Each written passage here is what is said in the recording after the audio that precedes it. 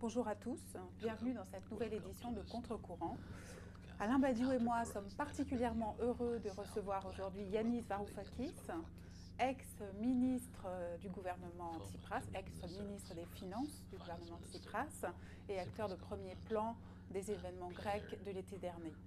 Alors que son nouveau livre paraît aujourd'hui en France, et les faibles subissent ce qu'ils doivent, aux éditions Les Liens qui libèrent, nous avons eu envie d'évoquer avec lui la crise de l'Europe et les leçons politiques qu'il en tire pour l'avenir. Yanis Varoufakis s'exprimant en anglais, nous serons assistés lors de cet entretien par Michel Zlotowski, qu'il en soit remercié. Donc, en février dernier, Yanis Varoufakis, vous avez fondé un nouveau mouvement très ambitieux, DiEM25, une vaste entreprise de démocratisation des institutions européennes. Après les épreuves que vous avez personnellement endurées l'été dernier, avec la connaissance extrêmement profonde que vous avez de la violence des rapports de force au niveau des institutions européennes, qu'est-ce qui vous permet aujourd'hui encore de ne pas désespérer de cette Europe-là?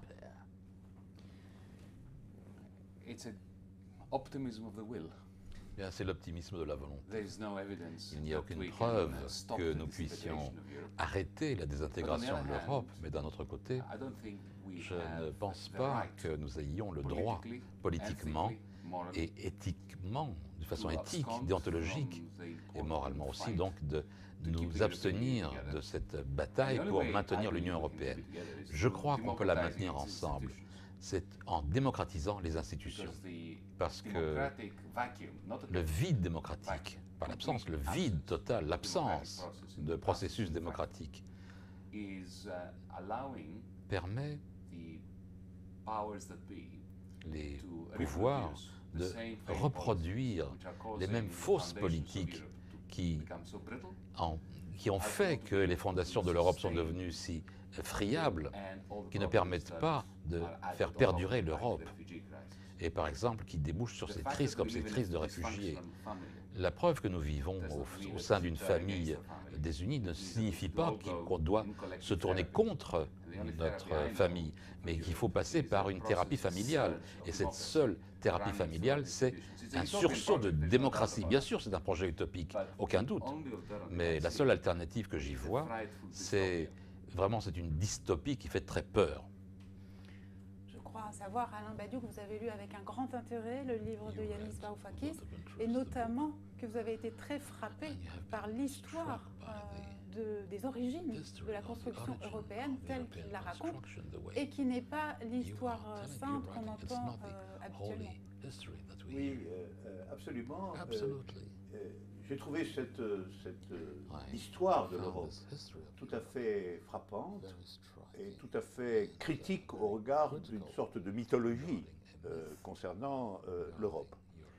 Et il y a là un talent d'historien des structures étatiques et internationales qui est tout à fait frappant. Je veux vous féliciter pour ce récit.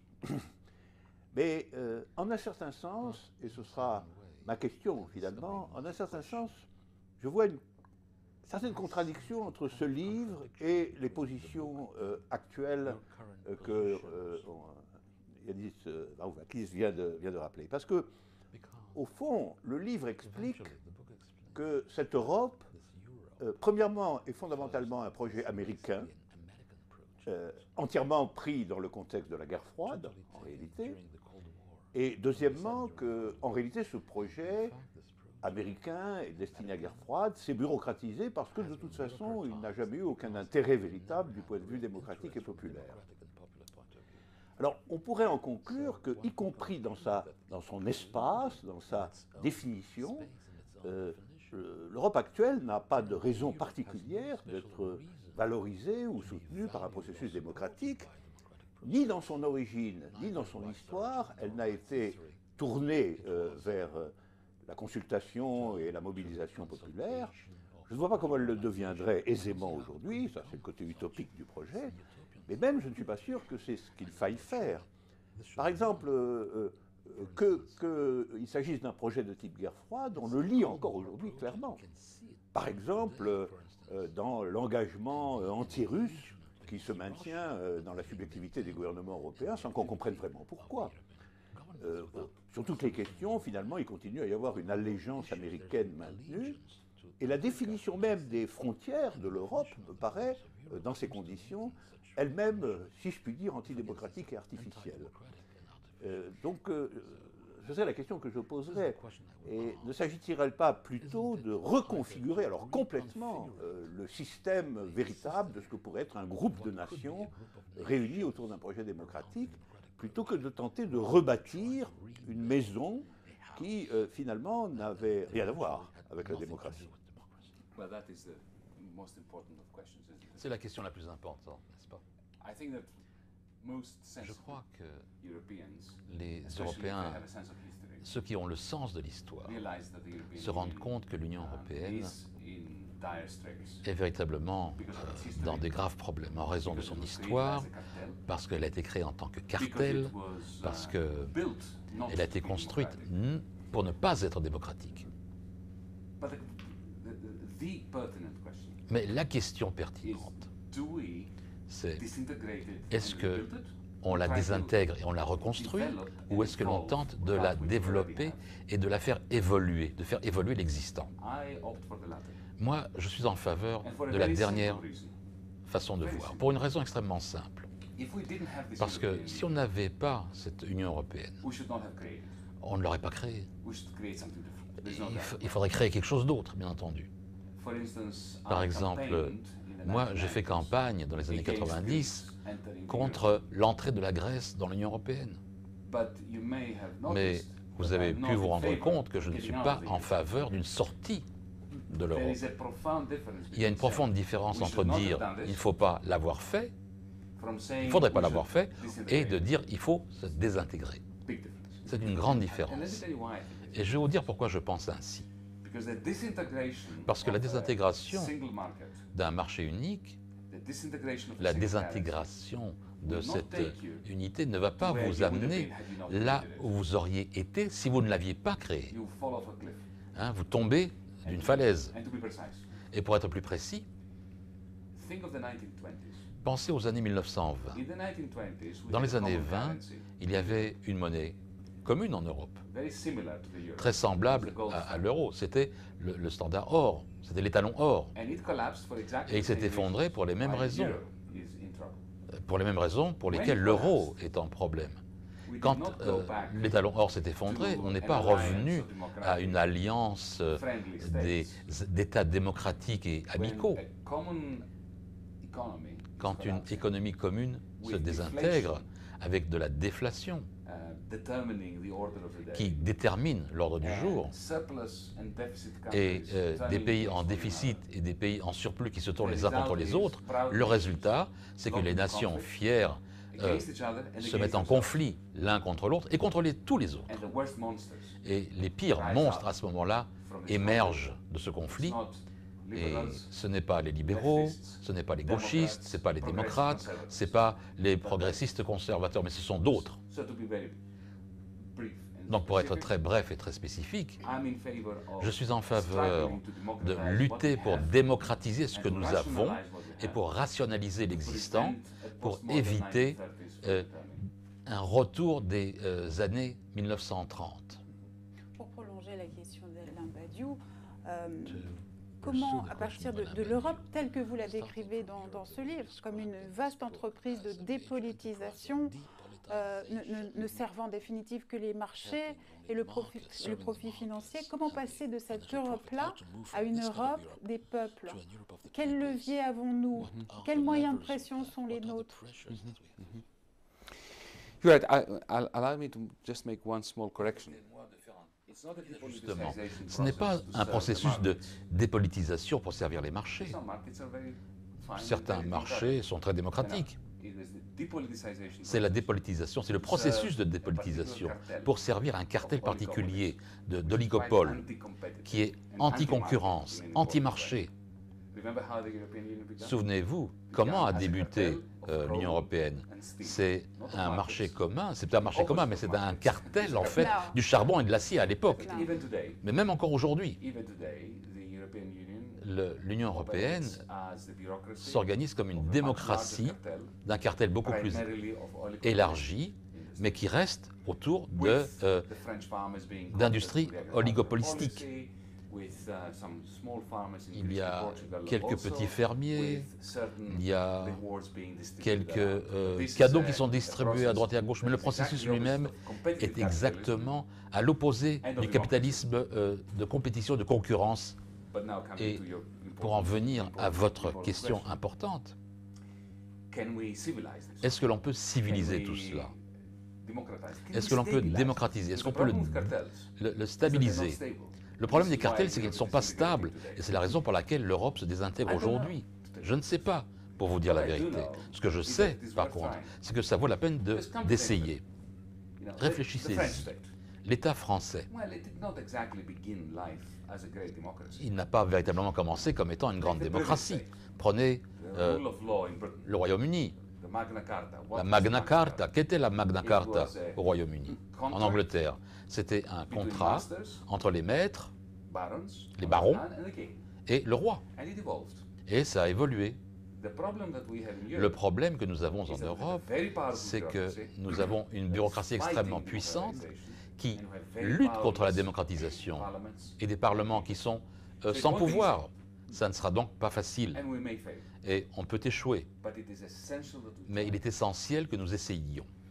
Alain Badiou, une Europe qui n'a jamais existé historiquement, mais qui serait entièrement démocratique, est-ce que ce but-là, en soi, vous paraît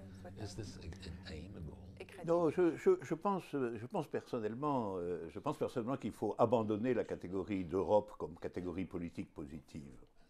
La question de la désintégration de l'Europe est une question qui, d'une certaine façon, se jouera à un autre niveau. Elle se jouera du point de vue des acteurs mêmes de cette Europe, des intérêts nouveaux qui sont les leurs, des configurations nouvelles qui apparaissent. On a vu que les Allemands, à un moment donné, ne voyaient pas d'inconvénient à ce que la Grèce soit mise en dehors de la construction européenne. Les contours peuvent se modifier, peut-être l'Angleterre peut-elle être tentée de sortir. Et je ne crois pas que ce soit nos affaires, tout cela. Je ne crois pas que ce soit les affaires des démocrates, en quelque sens qu'on prenne démocrate, parce que d'une certaine façon, on ne démocratisera pas, à mon sens, un appareillage qui a précisément été d'un bout à l'autre construit pour interdire la démocratisation. Vous dites, il faut démocratiser ce que nous avons. Mais ce que nous avons est une machine antidémocrate. Donc démocratiser une machine antidémocrate, c'est quand même une tension dialectique tout à fait extrême. Et quand vous parlez dans vos textes des démocrates européens, je ne sais pas de qui vous parlez exactement. Parce que existe-t-il en réalité véritablement une conscience démocratique qui serait articulée sur le projet européen lui-même? En fait, elle ne s'est jamais constituée. Vous souhaitez la constituer, mais vous souhaitez la constituer comme l'ultime carte que peut jouer la construction européenne, alors même que cette désintégration, si elle se produit, sera l'effet de sa nature interne. J'ai l'impression quand même que votre projet est paradoxal. Voilà. Je le trouve sympathique et je le comprends, mais je le trouve exagérément dialectique. Toutes les bonnes choses de la vie sont paradoxales. S'il n'y a pas de paradoxe, il n'y a pas de contradiction, il n'y a pas de vie. Nous sommes des contradictions vivantes. Prenez l'État en tant que concept, l'État-nation. L'État-nation a été également créé en tant qu'institution profondément antidémocratique, pour que la plèbe soit tenue au loin, pour que les masses soient repoussées. Même la démocratie représentative, regardez bien, si vous lisez les papiers fédéralistes, quel était le but? De maintenir le hoi polloi, comme il était dit, pour conserver la multitude loin du pouvoir. C'est explicitement dit là. Parce que l'État a été créé pour maintenir le démos loin de la démocratie, ne signifie pas que ça ne va pas la peine, à travers les générations qui nous ont précédés, de démocratiser cet appareil. Donc bien sûr, les démocraties, c'est un conflit dans la Grèce ancienne, à Athènes, Platon, Aristote. Ils haïssaient la démocratie, ils ont lutté contre la démocratie. Et pourtant, pendant 70 ans, la démocratie a véritablement brillé à Athènes. Vous savez, bon, avec ces problèmes, les femmes n'étaient pas admises, mais bon, la majorité, qui étaient les pauvres, ont dirigé Athènes pendant une certaine période. Contradiction, certainement, mais ce type de contradiction qui fait que la société vaut la peine d'être vécue. Vous dites qu'il y a, ça n'existe pas l'Europe. Ce que je dis, qu'il n'y a pas d'Europe, les Français, les Allemands, les Grecs, moi je ne suis pas d'accord. Ce qui m'a beaucoup aidé personnellement, j'ai vécu au Texas pendant 3 ans.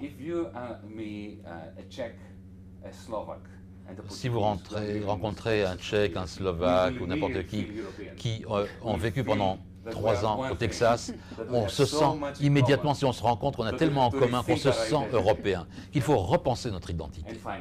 Et finalement, qui sont les démocrates? Moi, j'arrive du Danemark ce matin. J'étais en Italie précédemment, j'étais au Royaume-Uni avant, en Angleterre. Nous avons un mouvement dont le but est de rassembler les démocrates de courants démocratiques différents. Et mon optimisme est très fortement renforcé en voyant l'unité de but dans tous ces pays. Les Européens sont très inquiets sur les hôpitaux, leurs enfants, leurs communautés, et ils comprennent, précisément après ce qui s'est passé durant le printemps d'Athènes de l'année dernière, qu'il faut soit se tenir les mains les uns les autres, ou alors... Et alors quoi? C'est un moment exactement semblable aux années 1930. Il y avait la chute de Wall Street, comme on le voit maintenant, et il y a la désintégration de l'Europe. Et la question est la suivante. Est-ce qu'on va le gérer de telle sorte pour que ce qui s'est passé en 1930 ne se produise pas? Pour les démocrates français, allemands, grecs, pour que l'on puisse s'unir, s'allier, pour éviter la montée de l'ultranationalisme, de la xénophobie, de nouvelles barrières de frontières qui vont détruire les occasions offertes à la génération qui vient. Une dernière question, Yanis Varoufakis, même si nous aimerions vous garder beaucoup plus longtemps. Vous êtes économiste, vous êtes spécialiste de la théorie des jeux. Vous êtes entré en politique assez tardivement, finalement, seulement en 2015, à l'appel d'Alexis Tsipras. Quelle est la principale leçon que vous avez apprise de l'exercice du pouvoir? 2 leçons. Tout d'abord, être au gouvernement, ça ne veut pas dire que vous avez le pouvoir. Et deuxièmement, que la seule façon, si vous êtes un petit pays en banqueroute, d'arrêter les créanciers d'imposer plus de prêts qui approfondissent vos problèmes de dette, c'est d'être liés les uns aux autres. On n'a pas perdu parce qu'on a perdu la partie, mais tout simplement, on a perdu parce qu'on n'était pas unis. Un dernier mot peut-être à Alain Badiou. Je suis toujours sensible aux perspectives optimistes, mais je ne partage pas du tout le vôtre. Il n'y a aucune raison pour vous de le partager. Dans mon cas, je suis athée, mais ma foi, c'est l'optimisme. Donc j'ai choisi, sans aucune preuve, de rester optimiste, parce que c'est ce qui me garde, me maintient vivant. C'est ce qui fait que j'ai envie de me lever le matin et de faire des choses. Et si par foi je n'étais pas optimiste, je ne regretterais pas ce que je fais. C'est très bien. Merci beaucoup Yanis Varoufakis de nous avoir rendu visite. Je rappelle le titre de votre livre qui sort cette semaine en France. « Et les faibles subissent ce qu'ils doivent, comment l'Europe de l'austérité menace la stabilité du monde » aux éditions Les Liens qui libèrent. À bientôt pour une nouvelle édition de Contre-Courant.